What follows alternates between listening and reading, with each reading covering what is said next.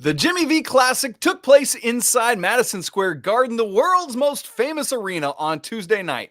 And while neither game came down to a final possession, it was four teams that all looked the part. Is UConn ready, by the way, to be the first back-to-back champion since Florida? We'll find out. You are Locked On College Basketball, part of the Locked On Podcast Network. Your team every day. Hey there, what's up? Welcome into the Locked On College Basketball Podcast, the only daily national college hoop show out there, coming at you 52 weeks out of the year. I'm your host today, Isaac Shaden, joined by our guy, Leaf Tulane, coming at you every week, and it's so good to be together. We got some great college basketball games we get to talk about today from all over. We got some teams that are not doing what we wish they were. We got some other teams losing and pounding on each other. We're going to get to all of that coming up today. But Leaf and I were just talking about before we hopped on how neat it is that we just get to hang out and talk about sports and have these conversations together and with you all. So thank you for tuning in, whether you're listening or watching. It's not lost on us that it is the audience. It is the people that tune in that allow us to get to do this. So a profound thank you for that.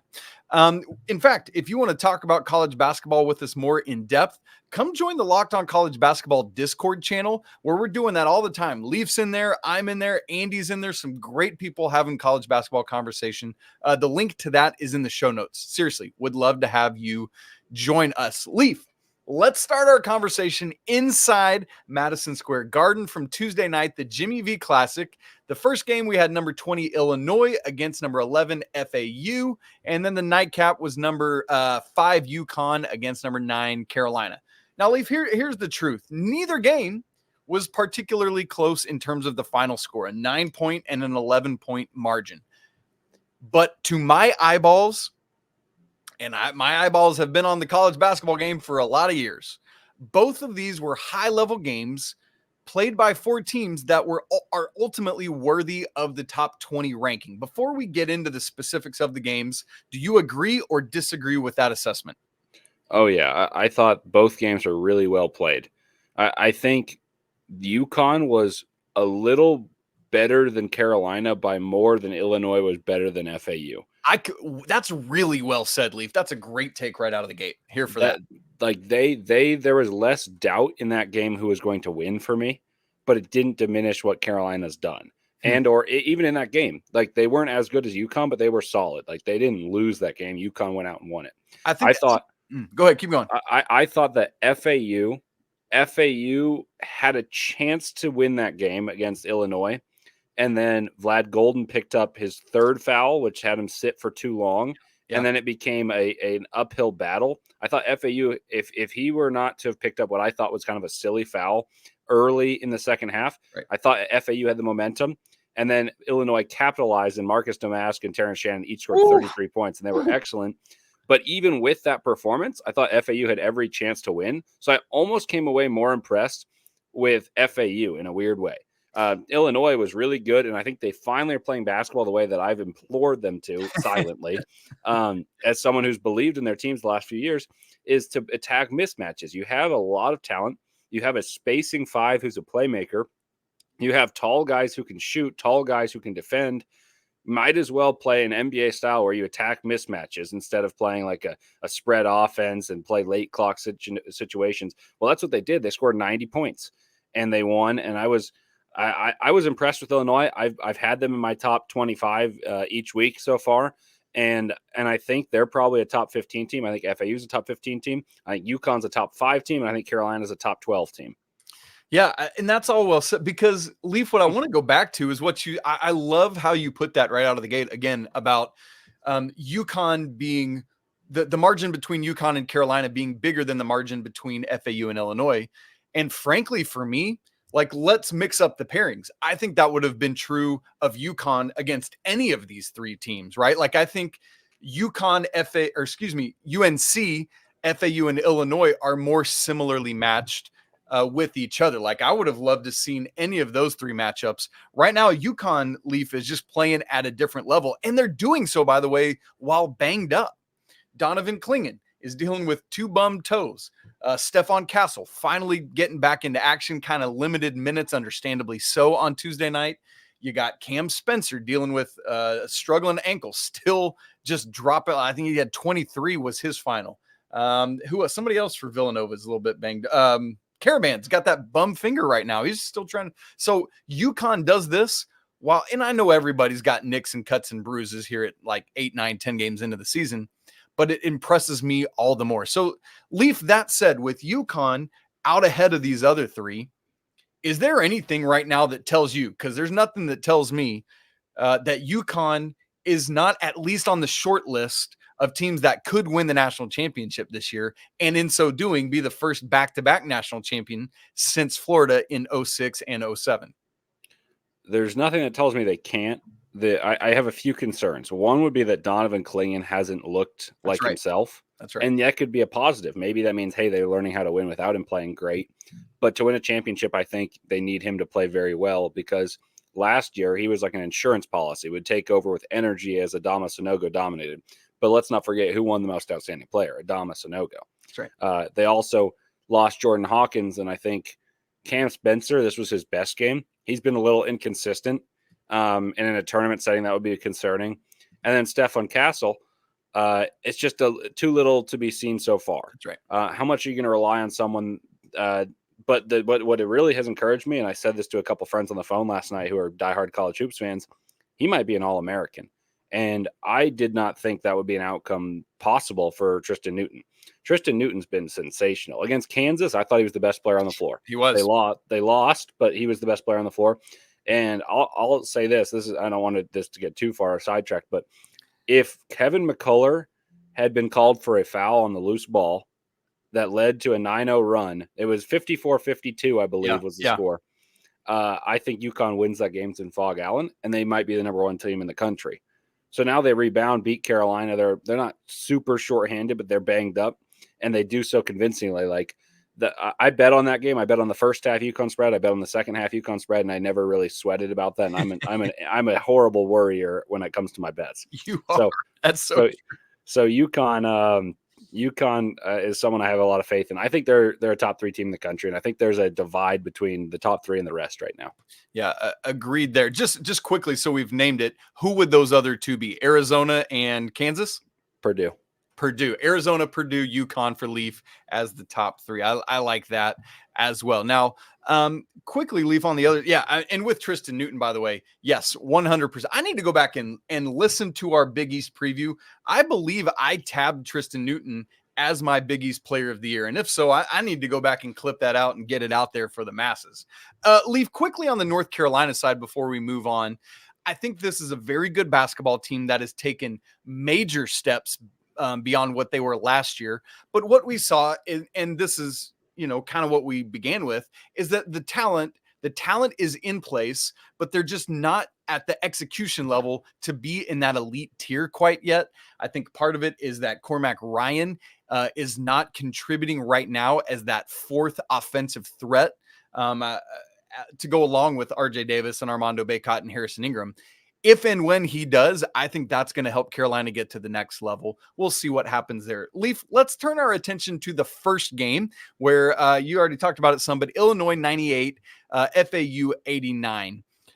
Leaf, Illinois, if they're moving into this range that you talked about, that you were imploring them to do, could this be a threat at a Big Ten championship? Could Illinois, do they have that ceiling? I'm not sure, to be honest, because you scored 98 points, but you had 66 come from 2 players on remarkable efficiency. I think that they have a chance to be the top 2 team. I think Purdue wins this conference. They're just the most consistent. They have the answer to the most riddles, and they have the best player in the conference. I think Shannon is someone who's improved greatly. I still just am a little wary of the way he plays. He takes shots. He pushes the pace, but it makes them a little one-dimensional. And then at the end of the game, they were isolation heavy, and you got to make shots when it's isolation heavy. So I don't know if that's going to be consistent. That said, I don't see a reason why they can't be better than a team in Wisconsin who's got the same team returning last year. and they were better than Wisconsin last year.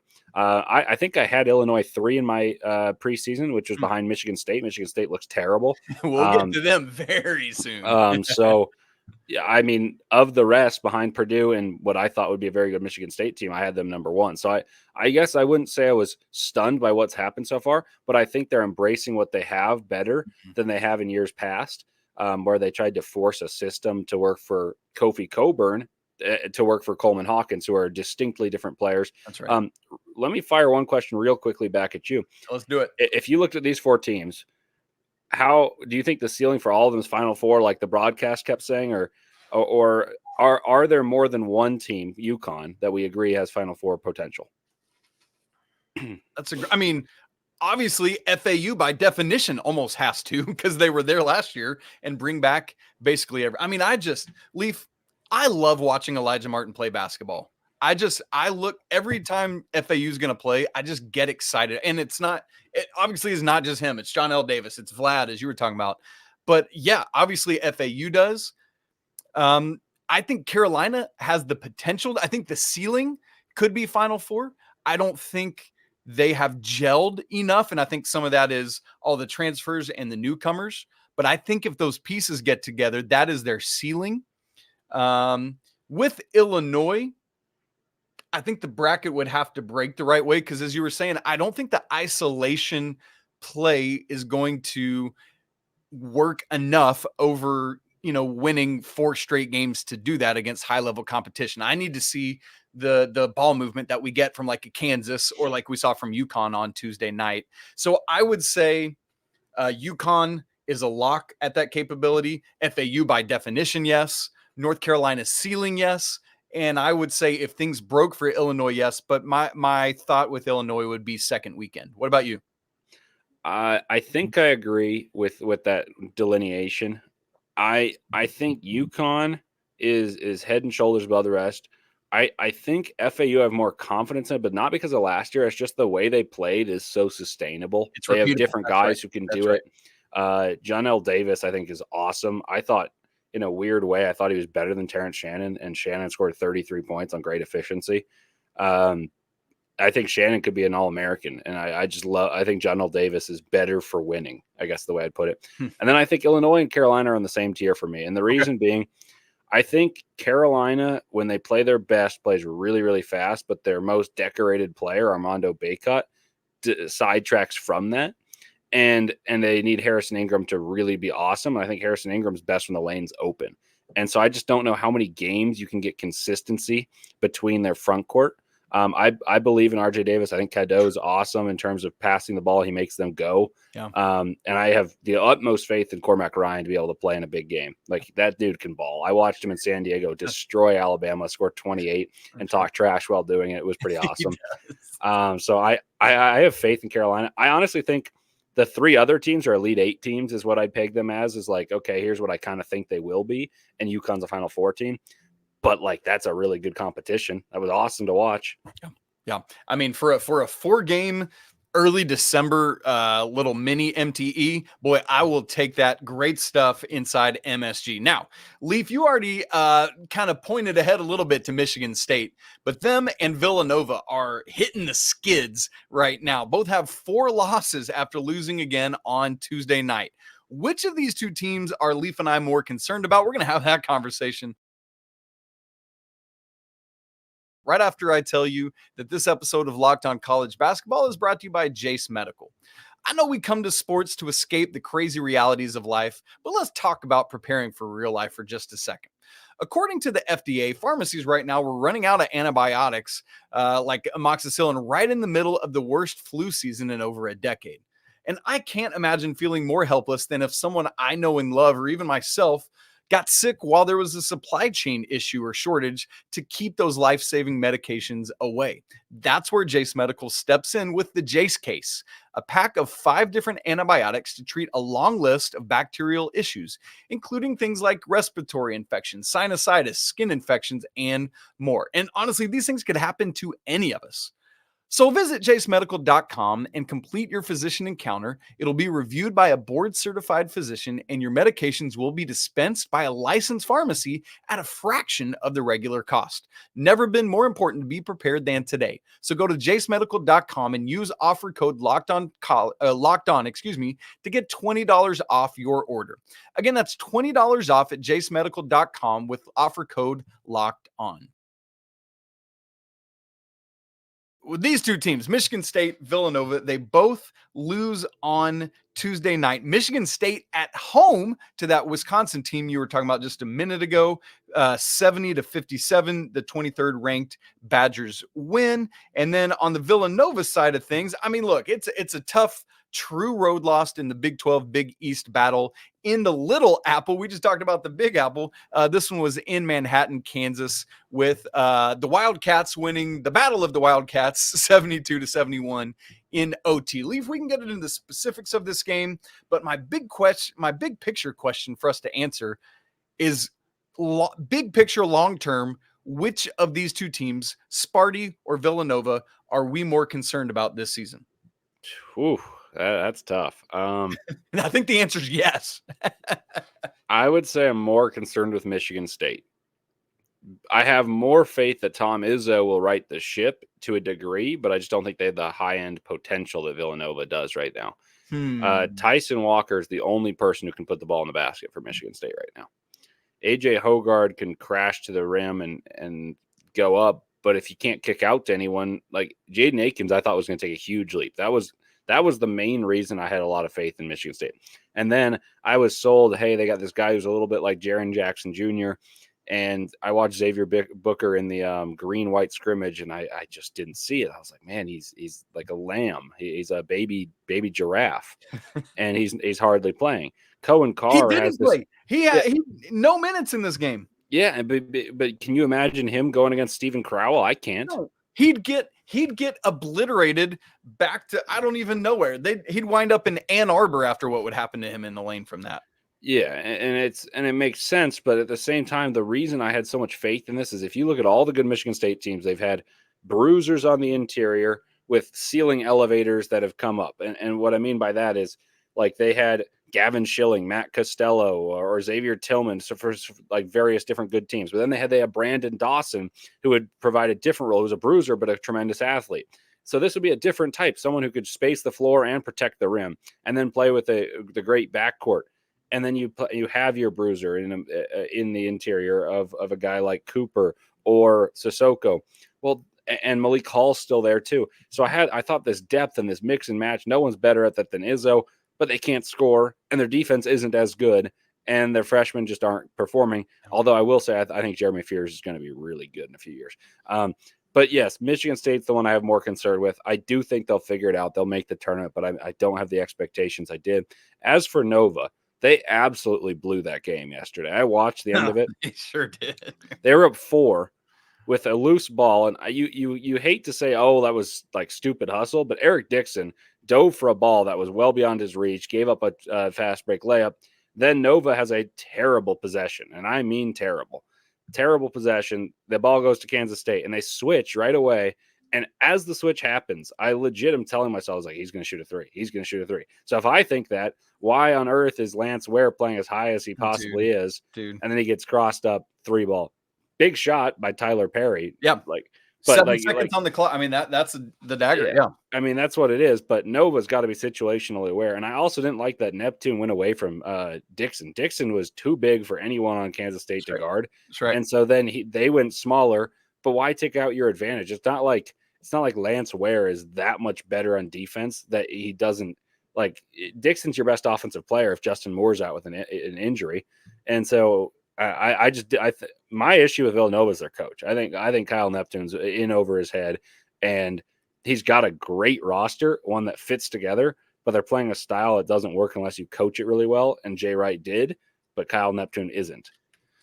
Yeah, and ultimately, like, to answer our big picture question, I think that is my I mean, you're so spot on with that. Like, it's we in Izzo we trust always and forever, but the talent just isn't coming together in East Lansing.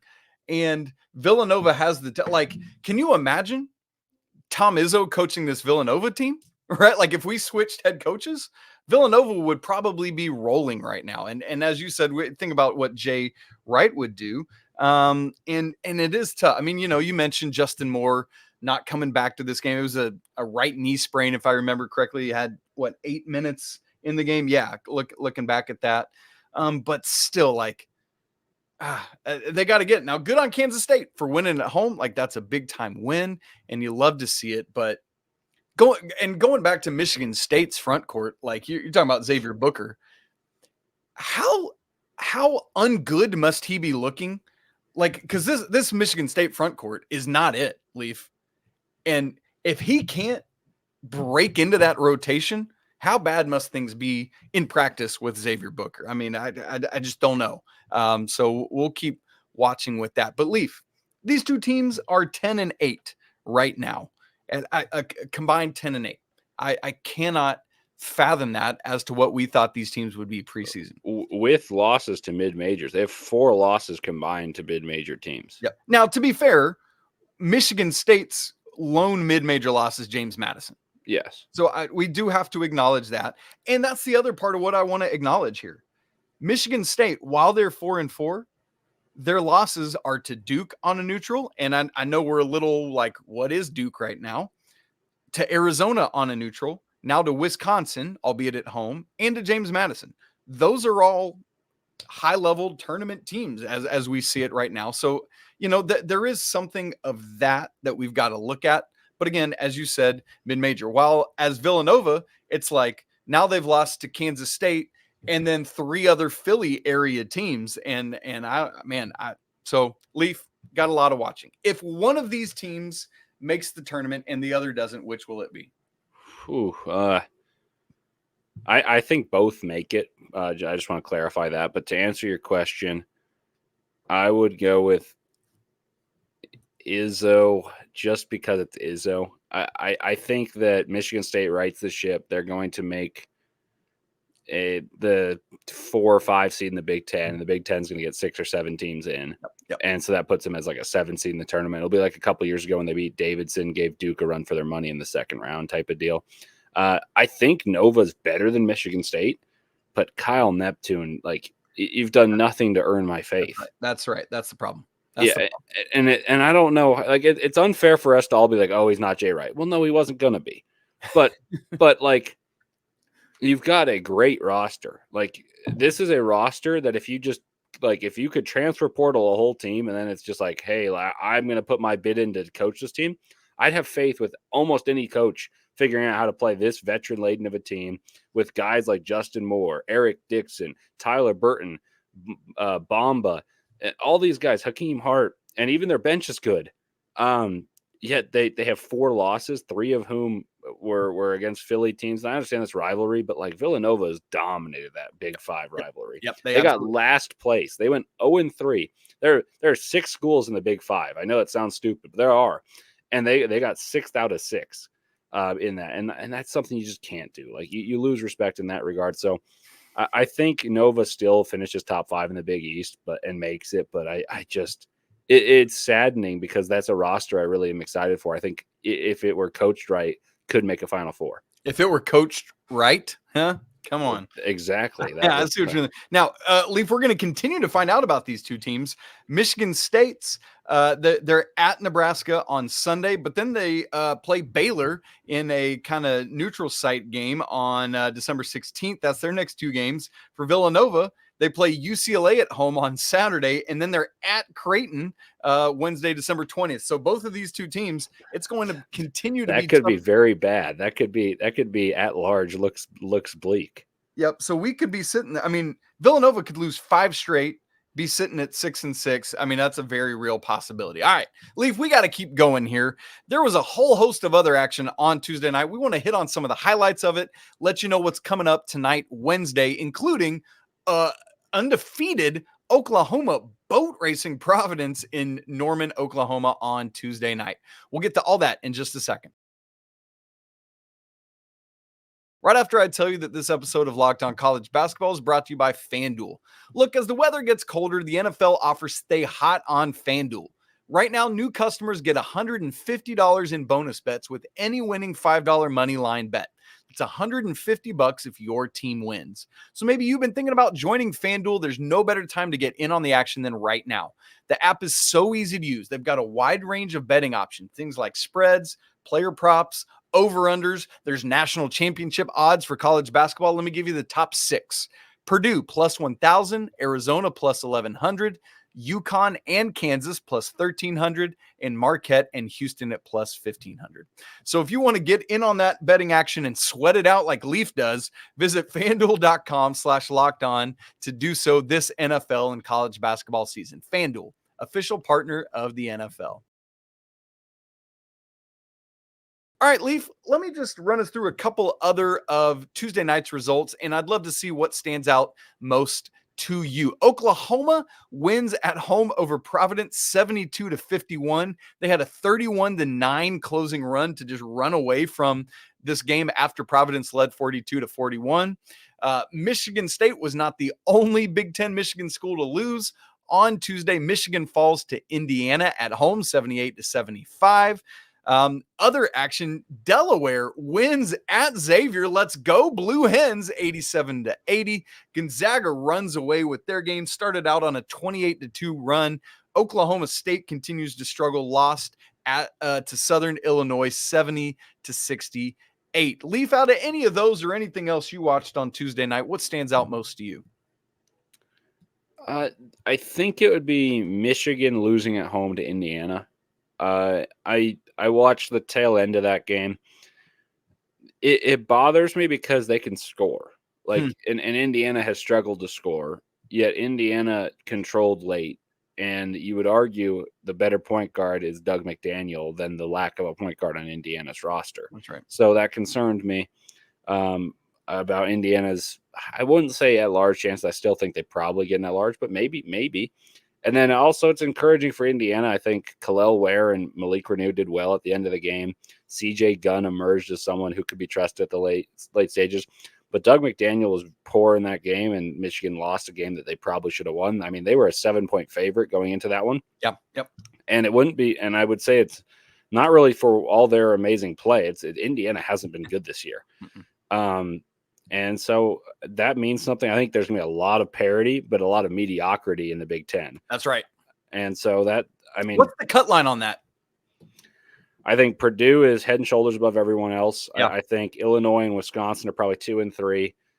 4, I mean, Lord knows. Like Maryland was projected well. They've been terrible. Is it Northwestern? That's what I was just about to say. It might be Northwestern, dude. So it's Northwestern, Indiana, Michigan, Michigan State, top 7, because Iowa's not very good. Nope. I think that's probably what it is at this rate. But that's not a good Big Ten. Like 7 teams. No. I'm not even sure all 7 make it at that point. I said that earlier. So that was my biggest takeaway. It was a team at home that was probably better on paper, lost, and they had the advantage late in the game, which is typically better guards, and they just looked terrible at the end of the game. Yep. I'll go with the Oklahoma game. I know it's a home game and it's against Providence, but listen, Providence comes into this game 7-1. You got Bryce Hopkins, you got Aduro, you got all these guys doing work, but this Oklahoma team, we got to start taking them seriously. I think, Leaf. I mean, they don't looking back at their schedule. I mean, it's kind of a mixed bag, but they've got wins over 3 top 50 KenPom teams: Iowa, USC, and now Providence. And they've got Arkansas coming up. They've got North Carolina and Charlotte coming up. That should be, I think, a telling game about both of these schools. And, but man, to add Oklahoma to an already loaded Big 12 and what they're going to do, that was impressive to me. One game I forgot to mention that I intended to. Shouts to Grand Canyon for their first win over an AP ranked school. San Diego State comes into Grand Canyon and the Lopes walk out with a 79-73 victory. So great stuff there for Grand Canyon, who we expect to have a great season there. Now, Leaf, a couple other quick notes, and I'm curious what you're most watching for tonight. More news on Bronny James. He participated in practice for USC on Monday, limited participant, but Coach Andy Enfield said, quote, he can participate without contact. He's done a good job of getting his conditioning and his strength back, and I think he's on the path to being ready to play very quickly. So we'll watch to see for that. Now, Leaf, coming up tonight, the big game, and Andy will be breaking this down on Thursday's show, is Texas at Marquette, the Shaka Smart special. Cannot wait for this one. But we've also got Rutgers at Wake Forest. Efton Reed got his eligibility approved on Tuesday and will be able to play in this game. We've also got South Carolina at Clemson on Wednesday night, both of whom are undefeated. Is that right? Am I thinking correctly on that? You are correct. 7-0. Yeah, exactly. And we've also got Pitt at West Virginia. Do we call this the backyard brawl in basketball, or is that just football? I don't know, but that should be fun. Those are the 4 games I'm most excited about on Wednesday. Leaf, which of those tickles your fancy the most? Oh, the Shaka. The Shaka. You got to go with the Shaka game. Yeah, but, I think that'll be an awesome game. I wish Dylan DeSue were playing. That's what Andy and I said the other day. Yeah, same thing. Agreed. I think Marquette wins. I think Marquette is coming off of a performance they're not exactly proud of in Wisconsin, and I know they've played since, but that resonates with the team. And I think though Texas is like, oh, our coach spurned us, I think the team that's going to be more motivated for their coach right now is Marquette for Shaka. Yeah. So I think Marquette wins, but I expect it to be close. I also am intrigued by Clemson. I am too. I think they could be the second best team in the ACC. And I'm not sure who's won. I would have said Duke like a week ago, but it's open at the top, man. And I don't really like Miami. I was a little lower on them to start the year, and I actually gotten John Fanta of Fox was tweeting out his rankings, and I just responded something like Miami and Arkansas are awfully high. You know, I was just genuinely curious, and he gave me his response and sold me to a degree, but wasn't a top 10 team. They were number 8 and got boat raced by Kentucky in Lexington by a good Kentucky team.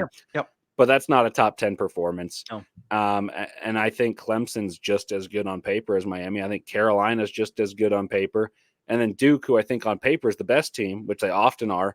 Yep. But I thought they would substantiate it because their best player, in my opinion, was Tyrese Proctor, is now hurt, and he'd been struggling. Yep. And they're constructed to be shooters, right? Oh. They're not shooting well. So if their team doesn't have an interior presence like many Duke teams does, and their point guard who is a pick and roll savant doesn't have a roll man, what are they? That's right. Yeah, so I think it's open. I think Clemson's got a chance to win the ACC, and that's interesting to me. So I think Clemson will beat South Carolina and get a little more national notoriety as they move to 8-0. Even though South Carolina's not that great, it's going to look better when they're 8-0 and they eliminate another undefeated team. Well, both of those games we just talked about are 8.5 point spreads. Marquette favored by 8.5, as well as Clemson at FanDuel, the official betting partner of the Locked On Network. Going to be some great action tonight. Leaf, fun show. Love getting to talk as always. Folks, again, if you want to talk more with us, come join the Locked On College Basketball Discord. The link for that is in the show notes. We'd love for you to leave a review for Locked On College Basketball on Apple Podcasts or wherever you listen to the show. As always, subscribe on video and audio. We'd love for you to smash the like button if you're watching and leave your comments on all of Tuesday's action. As always, apologies to the lawyer family. Let's go Wildcats, and until tomorrow, peace.